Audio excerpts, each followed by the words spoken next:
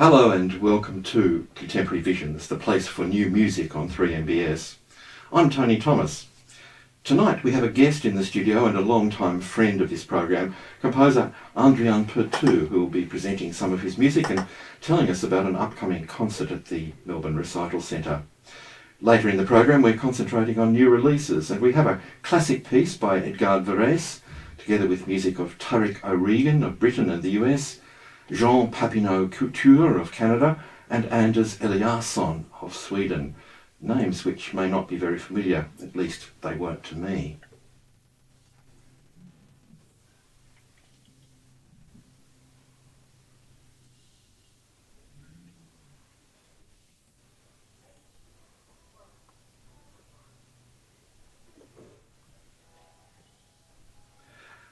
As we get ready to talk to Andrián Pertout, we'll listen to a piece of his music which listeners with long memories may well remember, and Andrián will tell us why in a minute. This is from his piece Aristotle's Rhetoric.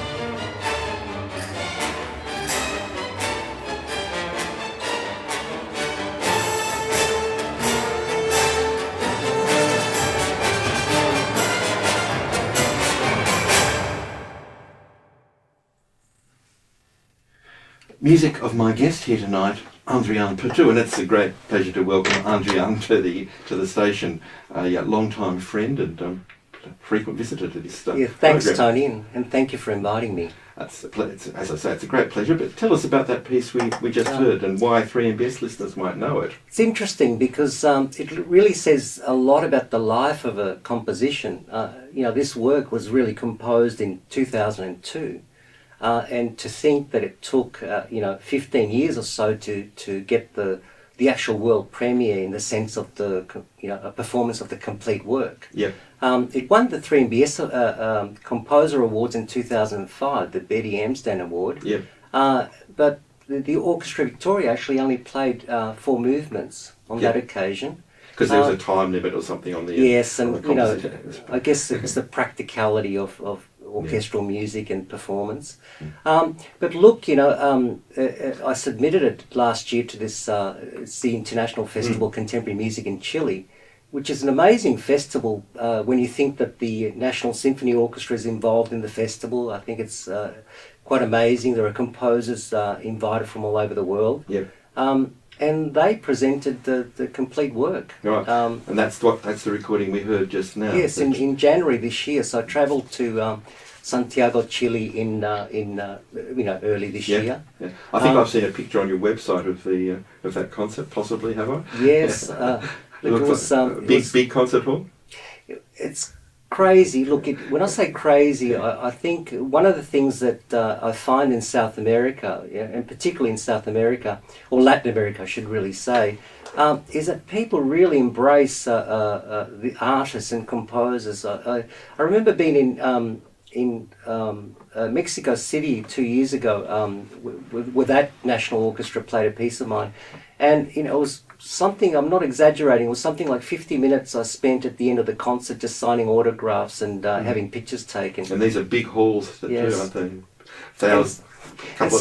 Yes, that was Palacio Bellas Artes, which is in the centre of Mexico City, beautiful, amazing hall.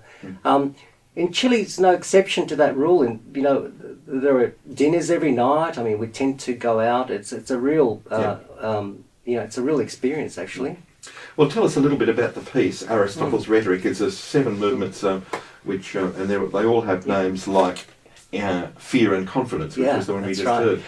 It's essentially Aristotle's Rhetoric is really based on it's the art of rhetoric, and in this case, it's related to public speaking. And what Aristotle does in this work is essentially present a set of opposite emotions, a set of 7 opposite emotions. And the idea is really to understand them is the ability to be able to influence people in public speaking. That's the idea behind it. And I thought, what a great idea for a composition, and to try and represent these opposite emotions in each movement. So that movement that we just heard was Fear and Confidence. And you can see the relationship to those ideas in the mood of the music and what the music attempts to portray. Well, we'll hear the concluding piece, Envy and Emulation, now, which because it's the conclusion, there's a bit of applause at the end. So, yes. So we'll listen to that and then come back and talk a bit more. Okay.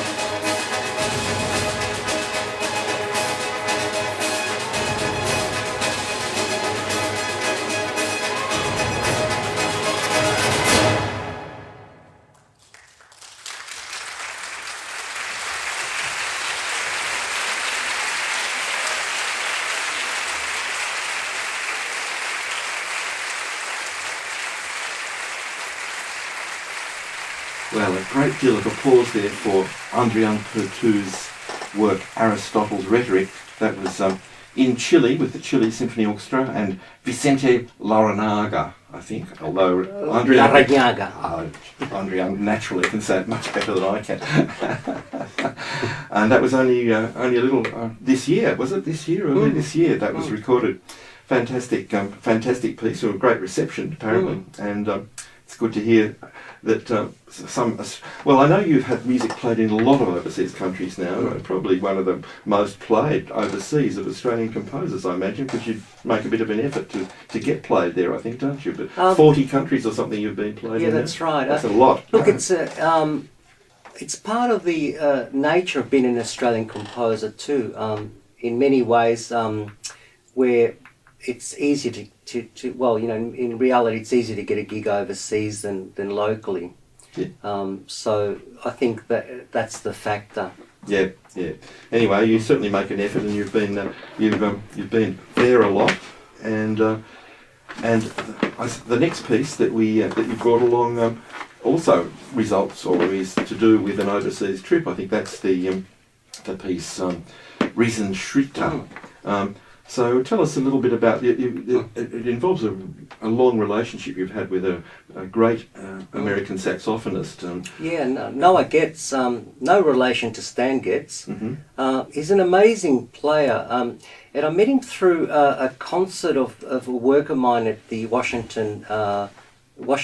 It's the Washington State University, where he heard a work of mine. Anyway, he recorded this work, and soon after that asked me for, commissioned the work from me, and I thought, what can I write for a saxophonist? And I thought, well, a jazz saxophonist. Yes, he's a jazz classical saxophonist, and I thought, well, I can give him Giant Steps, and this is what Riesenschritte is. And Giant Steps, for your jazz fans, is really the seminal jazz piece by John Coltrane. But what I do in this piece, I actually expand it. So what you get is Giant Steps expanded 16 times.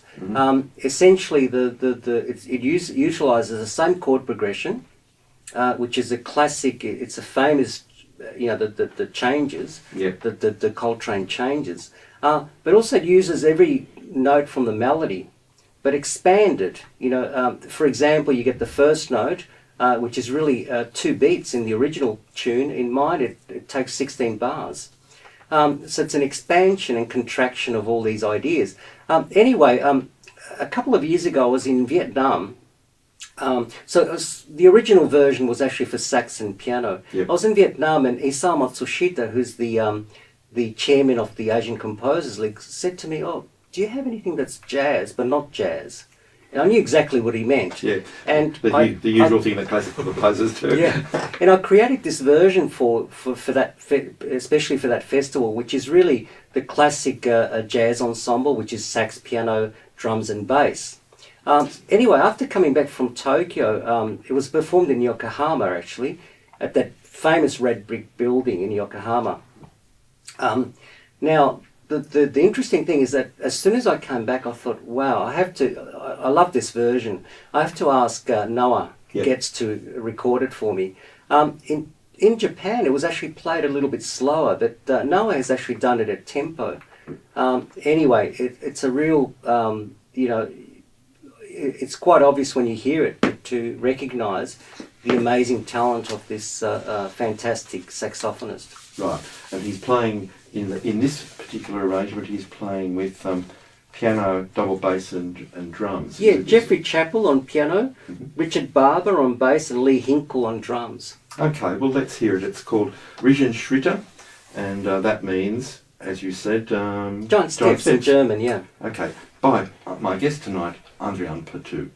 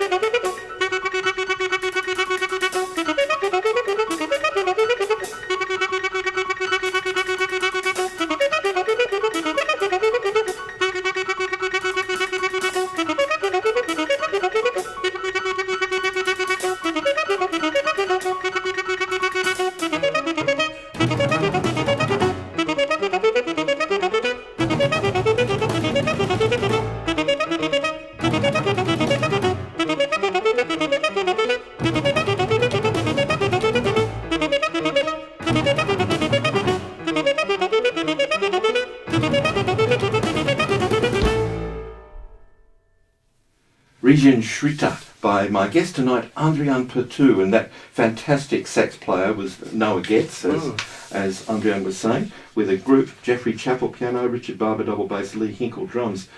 Been to Melbourne, you said just now. Yes, he actually performed as part of the International Clarinet Festival a few years back. So he actually played that piece, but the sax and piano version. Right. Well, that's a great piece, very different piece. I haven't heard that before, of course. And that was only recorded recently too, wasn't it? That's right, a couple of years ago, in this current version, slightly expanded version. Well, Andrián and I have been talking about him coming onto the program for quite a few months now, since last year sometime, I think. And we eventually decided to put it on in August because there's a great concert coming up this week.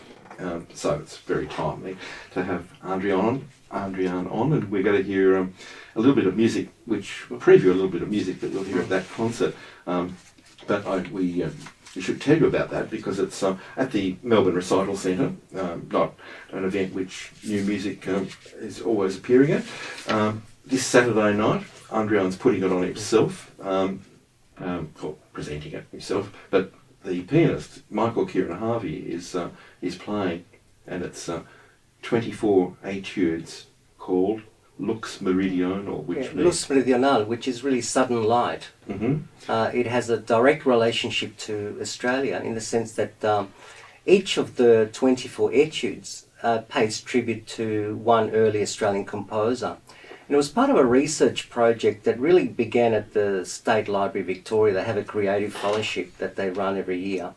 And I did, essentially I did 6 months of research into composers, which eventually led to selecting 24 for this project. And then it must have been, at least 3 years of composition. Mm-hmm. Of course, other things happen in between, but and some of actually a couple of the, maybe a third of the works were actually composed in a hotel room in Chile. I had lots of trips to Chile over those years. And at some point, Julian Burnside, QC, AOQC is the commission of the work. Mm-hmm. It's been a long journey. So this is actually going to be the second presentation of the entire work. Done in Hobart, wasn't it? Yeah, it was at Monophoma Festival in 2013. Mm-hmm. So this is the first opportunity in Melbourne to hear this work. It's the Melbourne anything premiere. like its entirety. 24 etudes, and there's a complicated story, isn't there? The whole piece is a homage to Henry Cowell. Henry Cowell. Yeah, in the sense that it uses some of his ideas with regards to the relationship between melody and rhythm, and essentially it uses some of Cowell's ideas to establish rhythmic elements that are going to that are going to be incorporated into each of the movements in a particular way. Also, it involves Elliot Carter's harmony book and his 56-note chords. I mean, there are lots of elements. And within each movement, I explore a whole lot of compositional methodologies.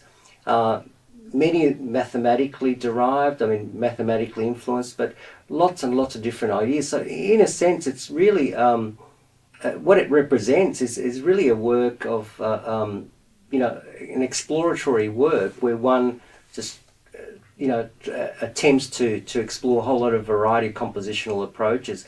And, of course, Michael Kieran Harvey's the perfect vehicle for this, and not only because of his amazing pianistic abilities, but also because of his openness to new ideas and new concepts, contemporary approaches to composition. He's a fantastic... Yeah, so in a sense, I think the interesting thing about this piece, and any piece that's really written for a performer, specifically for one performer, is that in many ways it's a reflection of his personality. I mean, that's how I see it, and that's my intention anyway. Now, as well as the whole thing being a homage to Henry Cowell, each movement, each etude is also a homage to an individual composer. Yeah, that's You've used some elements from them or something. Oh, some it's a quotation actually. So I use essentially I find a small a segment of the work. It might be 8 bars, 12 bars, and I use it as a quotation. But in a sense, in my work, it becomes transformed by all these different compositional ideas. So you don't actually hear. Look, in some cases you hear the melody, but it's transformed in some way or another, whether it's harmonically or rhythmically. So you don't actually recognise it, but it's embedded into the work. Well, we could just hear a couple of movements so as not to spoil the concert, the 90-minute concert for everybody, but also because we want to play something else as well. Sure. So we're going to hear numbers 9 and 16, and these are homages to Raymond Hansen and Keith Humble. Yeah, the first one, Nostalgia, and Bagatella, which is really Humble's 8 Bagatelles. Yeah. I think we've played that on the radio, but probably not all 8 of them in just a minute that you've got. So let's hear these 2 pieces of Luz Meridiano, 2 of the etudes by Andrián Pertout.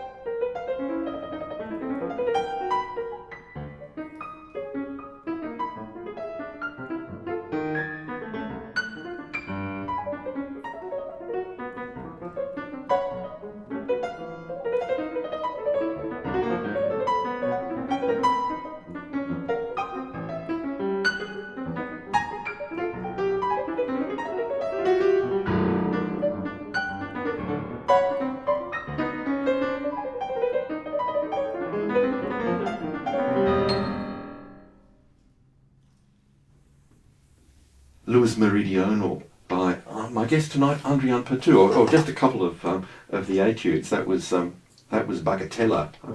I'm not sure how you say it in Spanish. Yeah, Bagatella, yeah. Bagatella. And Michael Kieran Harvey, the pianist, that was a live recording. Andrián's just telling me. The first one was a studio recording, and we're hoping it will be.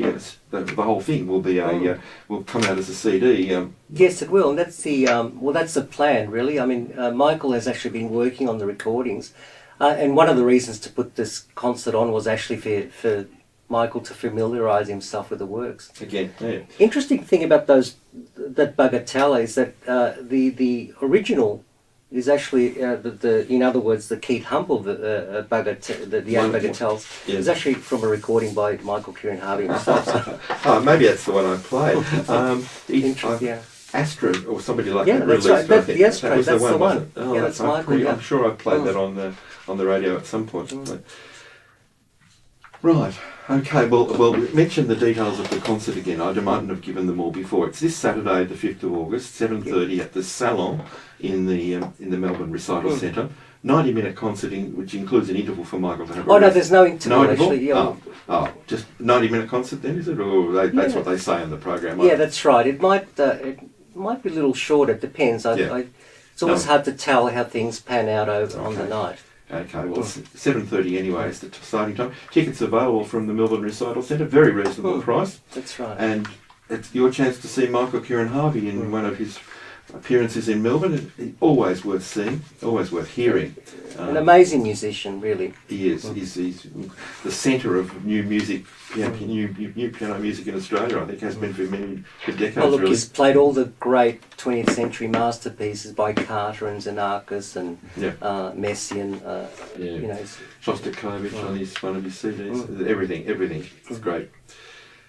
Well, we're coming towards the end of our time with Andrián tonight, and Andrián has brought along a final piece, which is one of the pieces I've already heard in concert, because I went to the Melbourne Composers-led concert last year in Brighton, and that was a concert celebrating contrabasses and other very unusual flutes. Yeah, Peter Sheridan, who's an amazing exponent of the low flutes family. And when you think of the low flutes, you start with it's really the hyperbass. The hyperbass flute, which is an amazing instrument. 16 hertz, it's C0, so this is actually the C below the piano. And that's the one that's taller than you. Oh, yeah, this is huge. It just goes around and around. And of course then you have the sub-contrabass flute, the contrabass flute, the bass flute, the alto flute. And so on, and then it just goes into the ordinary family of flutes. Yeah.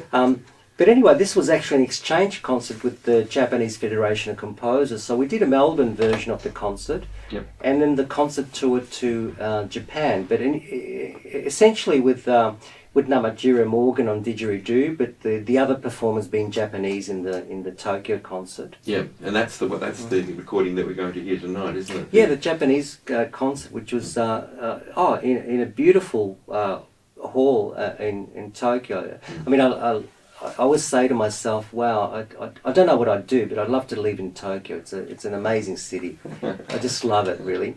And I love the work ethic. I think it's just it's amazing. Well, tell us about this piece, An Impression in Time. It's got another complicated structure in terms of the way you've made it up, but probably we won't hear that a lot of that. I don't think No, you don't. But it's definitely indeterminate. It pays homage to indeterminate. Yeah, Earl Brown in particular pays homage. I was actually in Paris 2 years ago, and I came across a score of his. It's called Novara for flute, bass, clarinet, trumpet, piano, 2 violins, viola, and cello from 1962. And what struck me about this score, look, I have to admit, I almost didn't buy it because I think it was €40, and it was only 3 pages or something like that. But it's a lot per page. I just love the presentation, and what it presented was the idea of actually having this modular piece of music within 4 pages of music, but actually essentially 5 elements in each page.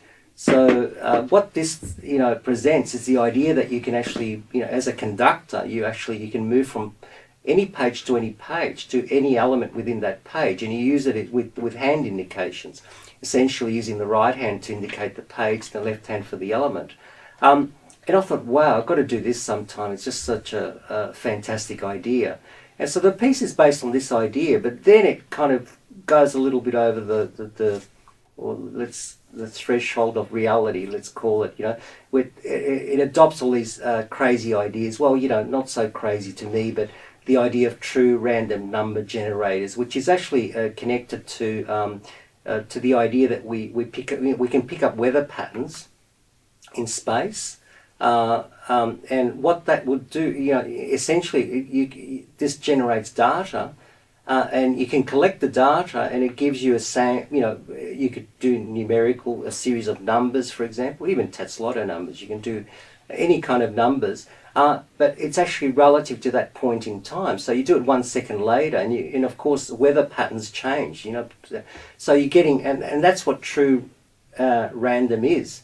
You see, that a computer doesn't create random, and for those of you that gamble, you know why you lose all the time, because the odds are against you, in the sense that it's actually not random.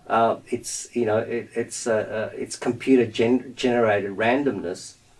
So in a sense, and that's the idea, and that plays a big part in generating the structures, the rhythmic structures in the piece. But essentially, it's a mobile piece.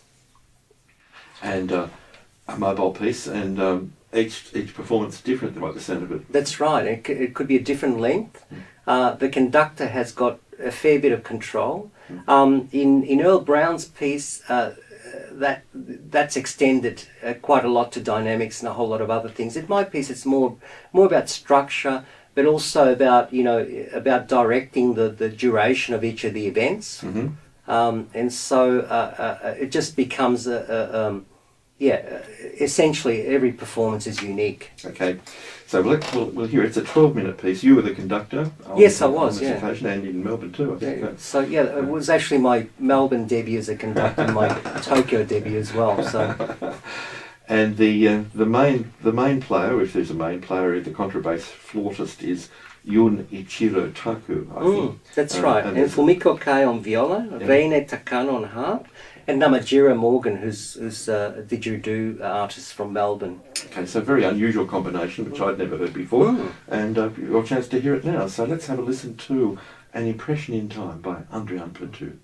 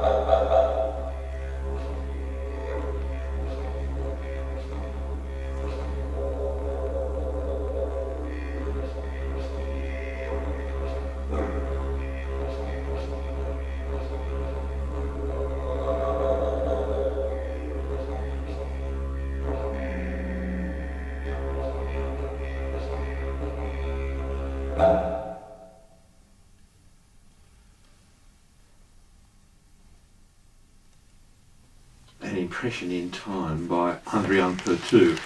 The live recording, as you can hear, there's the applause for it. That was from in Japan just a little while ago, a few months ago. Andrián's brought along this recording of his take on indeterminacy. Un'impressione nel tempo is the Italian title. Andrián likes his foreign titles. Thanks very much, Andrián, for coming along and letting us hear that again. Was an interesting work. Although we were talking on the side, it was constantly interesting things happening there with all those different instruments and you conducting. Thanks very much for bringing it again along. Thank you. And thanks for coming and playing quite a lot of your music. Now, before we go, we'll just mention that concert again this Saturday night, 5th of August, at 7:30 in the Salon. And what else have you got coming up this year? I think you've got an exciting project in Russia coming up in a month or two. Yeah, at the end of September, actually, I'll be travelling to Kazan in Tatarstan, which is actually, Kazan is a UNESCO World Heritage City southeast of Moscow. And Tatarstan is an autonomous republic of Russia. Anyway, there's a festival there, the Europe-Asia International Festival New Music, which takes place this year between 27 and 30 of September. And the festival has commissioned a new work paid by the Australia Council for the Arts. So I was quite pleased to get a grant this year from the Australia Council. But anyway, will be played by the Tatarstan National Symphony Orchestra. The world premiere. Yeah, and as part of the this festival in Kazan. Yeah. And what's the piece called?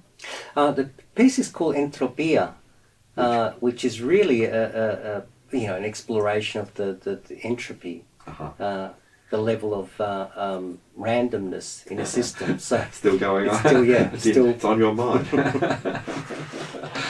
Thanks so much for coming tonight, and we'll do Thank it you again very much. sometime soon when maybe we'll hear a recording of Anthropia. Yes. Thank you very much, Tony. No, it's been a great pleasure, and I look forward to hearing more of your music, and certainly recommend going to hear Michael Kieran-Harvey this Saturday night if you want a great night and some great piano music. Thanks a lot. Thank you.